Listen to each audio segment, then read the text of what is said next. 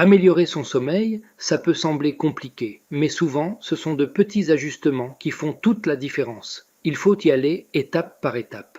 Il y a plein de raisons pour lesquelles on dort mal. Des changements hormonaux, l'âge ou même des soucis médicaux, graves ou pas. Si vous avez des doutes, la première chose à faire, c'est de consulter un médecin. Ensuite, vous pouvez aussi explorer certaines des pistes qu'on va voir ensemble. Par exemple, dans certaines cultures, comme en Espagne ou au Moyen-Orient, on dîne très tard. Ce genre d'habitude peut nuire au sommeil, surtout si on va se coucher juste après. L'idéal, c'est de laisser au moins 3 heures entre le dîner et le moment où on va au lit pour éviter que la digestion ne vienne perturber le repos.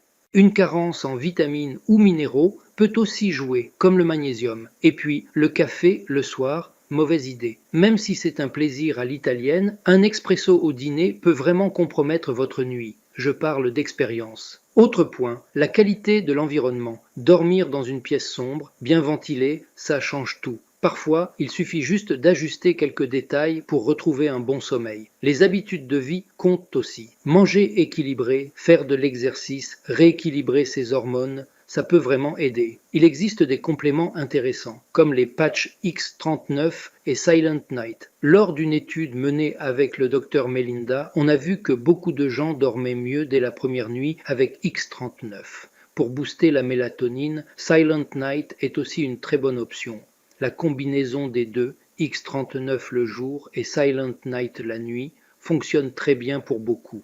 Et si vous utilisez déjà le patch Alavida pour la peau, bonne nouvelle, il améliore aussi le sommeil. Personnellement, avant X39, j'aimais beaucoup le patch Ion, que j'utilise encore la nuit pour apaiser le système nerveux. Et n'oubliez pas les compléments comme le magnésium threonate, excellent pour calmer le cerveau en fin de journée. Certains peuvent aussi avoir besoin de calcium en plus. L'association magnésium plus calcium fonctionne souvent très bien. Même à petite dose, ça peut suffire, surtout si c'est du calcium d'origine naturelle. Enfin, un mot sur la taurine, c'est un acide aminé qui diminue avec l'âge et qu'on retrouve dans le cerveau, le cœur et même dans les testicules chez les hommes. Prendre entre 1000 et 2000 mg peut aider à détendre le système nerveux et à améliorer le sommeil. Vous pouvez la combiner avec du magnésium et du calcium.